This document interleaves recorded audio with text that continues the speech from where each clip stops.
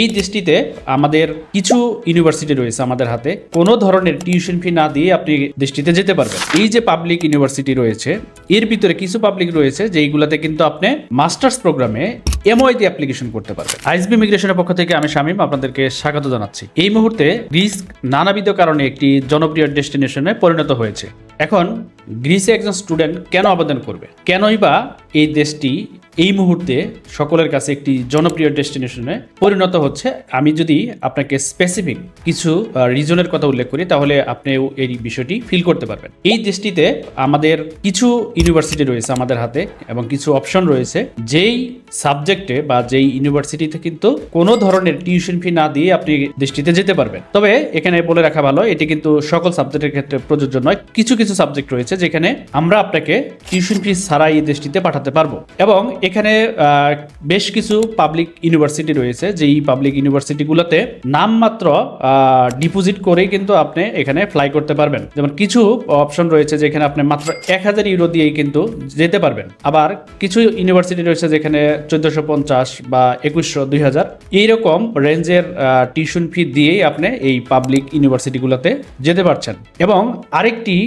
অবাক করা তথ্য হচ্ছে, এই যে পাবলিক ইউনিভার্সিটি রয়েছে এর ভিতরে কিছু পাবলিক রয়েছে যেইগুলোতে কিন্তু আপনি মাস্টার্স প্রোগ্রামে এমওআই দিয়ে অ্যাপ্লিকেশন করতে পারবেন। কত সুবিধা দিচ্ছে আপনাকে। একে তো কিছু ইউনিভার্সিটি টিউশন ফি নিচ্ছে না কিছু সাবজেক্টের জন্য, আবার অল্প কিছু ডিপোজিট দিয়ে নিচ্ছে, এবং কিছু ইউনিভার্সিটি কিছু সাবজেক্টে আপনি এমওআই দিয়ে অ্যাপ্লিকেশন করতে পারছেন। সো এইটা কিন্তু আমাদের জন্য একটি ব্লেসিং আমি মনে করি, যে এত এত সুবিধা এই গ্রিস রাষ্ট্রটি এই মুহূর্তে স্টুডেন্টদেরকে দিচ্ছে। এখানে পাবলিক ইউনিভার্সিটি নিয়ে কাজ করে অল্প কিছু এজেন্সি, ম্যাক্সিমাম এজেন্সি দেখবেন আপনি, এরা কিন্তু প্রাইভেট ইউনিভার্সিটিগুলোকে বেশি প্রমোট করছে। আমাদের হাতেও প্রাইভেট ইউনিভার্সিটি অপশন রয়েছে, একাধিক অপশন রয়েছে, আমরা আপনাকে দিতে পারবো। বাট যাদের প্রোফাইলটা ভালো রয়েছে, সিজিপিটা একটু ভালো, ঠিক কাছাকাছি আছে, ভালো ইউনিভার্সিটিতে পড়াশোনা করছেন, ভালো সাবজেক্টে পড়েছেন, বিশেষ করে সায়েন্স রিলেটেড সাবজেক্ট বা কমার্সের কিছু সাবজেক্ট আছে যেগুলোতে কিন্তু আপনি অ্যাপ্লিকেশন করলে পাবলিক ইউনিভার্সিটিতে অফার লেটার পাওয়ার প্রবল সম্ভাবনা রয়েছে। এখানে আরেকটি তথ্য দিয়ে রাখি আপনাদেরকে, যে কোনো স্টুডেন্ট যদি পাবলিক ইউনিভার্সিটি থেকে অফার লেটার পায় সেক্ষেত্রে কিন্তু আপনি ধরে নিতে পারেন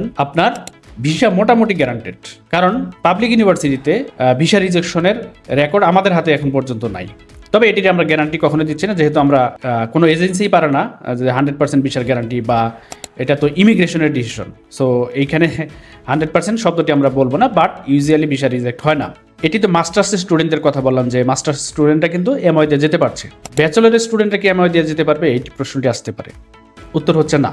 যারা ব্যাচেলরে পড়তে যাবেন তাদের কিন্তু অবশ্যই ল্যাঙ্গুয়েজ প্রফিসিয়েন্সি টেস্ট এটি থাকতেই হবে। তবে কোনো স্টুডেন্টের যদি আইএলটিএস 4.5 থাকে সেই ক্ষেত্রে কিন্তু আপনি ফাউন্ডেশন যে প্রোগ্রাম সেই প্রোগ্রামে যেতে পারবেন 4.5 যদি থাকে। যে অপশনটি কিন্তু সাইপ্রাসও এর আগে আমাদেরকে দিয়েছিল, যে 4.5 হলে আপনি ফাউন্ডেশন প্রোগ্রামে যেতে পারবেন, সেটি এখন গ্রিস দিচ্ছে। আর যদি আপনার 5.5 থাকে তাহলে ডিরেক্ট ব্যাচেলর আপনি পড়তে যেতে পারবেন। সো আমি রিকমেন্ড করবো আপনি কষ্ট করে একটু আইএলটিএসটা দিয়ে চেষ্টা করেন 5.5 তোলার জন্য, তাহলে কিন্তু আপনি ডিরেক্ট ব্যাচেলরে যেতে পারছেন। আবার যদি কারো আইএলটিএস না থাকে সেই ক্ষেত্রে অল্টারনেটিভ টেস্ট দিয়েও আপনি এখানে যেতে পারবেন। ওরা কিন্তু পিটি অ্যাকসেপ্ট করে, ডুলিঙ্গো অ্যাকসেপ্ট করে। সো এই ধরনের টেস্ট দিয়েও কিন্তু আপনি এই দেশটিতে যেতে পারবেন। এখানে অসুবিধার একটি জায়গা আমার কাছে যেটি মনে হয় সেটি হচ্ছে ভিসা জন্য আপনাকে কিন্তু ইন্ডিয়াতে যেতে হবে। তবে এই মুহূর্তে যেহেতু ইন্ডিয়ার ভিসা এখন দিচ্ছে, এবং এই বিষয়টিতে আমরা আপনাকে পুরোপুরিভাবে হেল্প করব, গাইড করব। সো এটি নিয়ে ওরিড হওয়ার কিছু নেই। আপনার এক্সট্রা কিছু টাকা খরচ হবে এখানে যাওয়া, থাকা, বেশ কিছুদিন স্টে করতে হবে। ক্ষেত্র বিশেষে আপনার যে প্রাইভেট ইউনিভার্সিটিগুলোর জন্য আপনাকে হয়তো বা 7 থেকে 10 দিন এখানে থাকতে হইতে পারে। সো সেটার একটা কস্টিং আছে। এটা একটা অসুবিধার জায়গা আপনার, আমার কাছে মনে হয়, বা আপনাদেরও সেটা মনে হতে পারে, কারণ যেহেতু একটি টাকা পয়সার বিষয় রয়েছে। এছাড়া বাকি যে ইনফরমেশনগুলো দিলাম আপনার, এখান থেকে আমরা সহজেই বুঝতে পারি যে এই দেশটিতে অ্যাপ্লিকেশন করাটা আসলে ওয়াইজ ডিসিশন, যেহেতু এত সুবিধা দিচ্ছে এই দেশটি।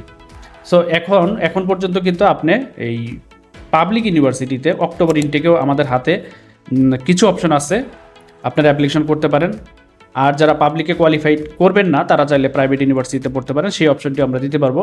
এখন অক্টোবর, নভেম্বর, জানুয়ারি, ফেব্রুয়ারির ফাইল আমরা নিচ্ছি। সো যারা চিন্তা ভাবনা করছেন যে আপনি এই দেশটিতে যাবেন তারা আমাদের সাথে যোগাযোগ করতে পারেন। ধন্যবাদ।